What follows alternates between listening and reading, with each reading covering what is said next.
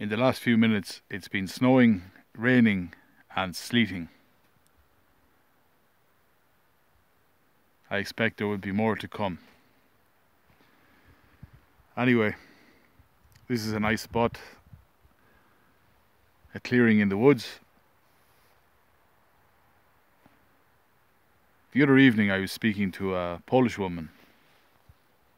She was talking a bit about Russia. I mentioned the writer Solzhenitsyn. And she knew the name, she knew of the guy, she knew he was a writer. But she hadn't read any of his books. And I said to her that one of his books, 200 Years Together, as far as I know, it's never been published in English. It's never been published in the global language. And I said to her, do you not think that's a bit strange? And I told her the general theme of the book. And she said, did you read it? How did you read it if it wasn't published in English? And I told her that I listened to an audio book that was translated by someone online. And I listened to it a few years ago. And this morning she sent me a text. She'd looked into it and she said, 200 Years Together won't be published in English until next year, 2025. And I said to her, and she said it's considered an anti-Semitic text.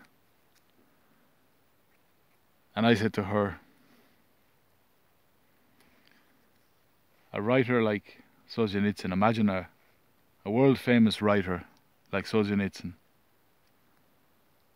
and one of his books, for decades and decades, has not been published in English. I said, that shows you who controls everything.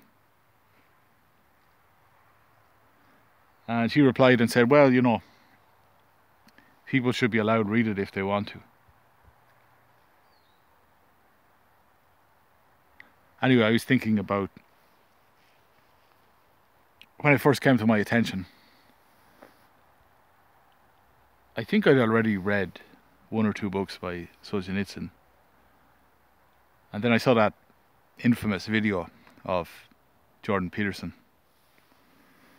I think he's at some university, he's up on a stage, it's question and answer time, and you know, Peterson, you know, he always has a long-winded answer to a question that was never asked. He goes off in some sort of rant, very emotional, you know, he's clutching at his pearls. And to see him, you know, to see a guy like him, Mr. Know-It-All, the guy who can explain everything, to see him on the back foot, trying to answer a question and then eventually saying, I'm sorry, I can't answer that. This is a guy who gave everyone the impression that he was a guru on, you know, European history and European philosophy and Russian writers, etc. And yet he couldn't answer this question. A guy of his intellect he couldn't answer. Or perhaps better said, he didn't want to answer the question. And it's one of those moments, you know, when this hero in a lot of people's minds,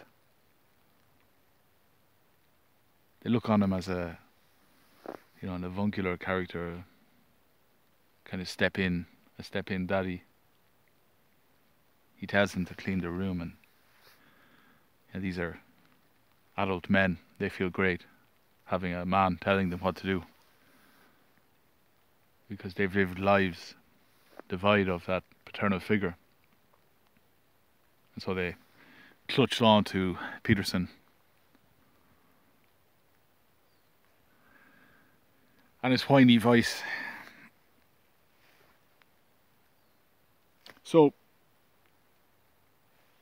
getting back to the idea that a group, the Zionists, for example,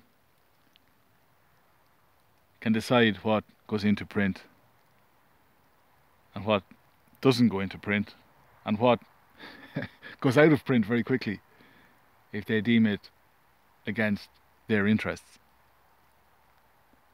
It's an amazing thing when you think of it, the power these people have. It's coming down now. It's sleet. It's sleet. It's coming down. Yeah, it's just amazing that they have so much power, and when people try and point out, the unfair amount of power that they wield over the rest of society, over other racial and ethnic groups, and then they cry foul, they call you an anti-Semite. It's very hard to keep up that charade, it really is. When you've got all the cards and the others who think they're in a game that they can win, but they don't have any cards. And every time they ask you to deal out the cards so that they can have a fair whack, you scream at them, you call them an anti-Semite. Because the game was important